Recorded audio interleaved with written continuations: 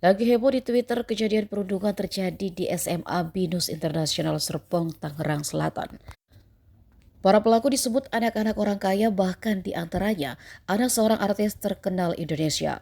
Kabar ini pertama diunggah akun X King Purwa. Pelaku diketahui tergabung dalam sebuah geng yang bernama Geng Tai. Kelompok ini dikendalikan oleh senior kelas 12 yang disebut Agit. Agit selain bertugas sebagai pemimpin juga menjadi pihak yang merekrut anggota baru.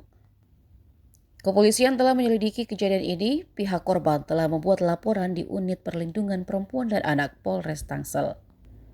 Kanit PPA Polres Tangerang Selatan Ibda Gali Dwi Nuryanto menyebut pada tubuh korban ditemukan sejumlah luka memar. Tak hanya luka memar, ia juga menyebut di tubuh korban terdapat bekas luka bakar.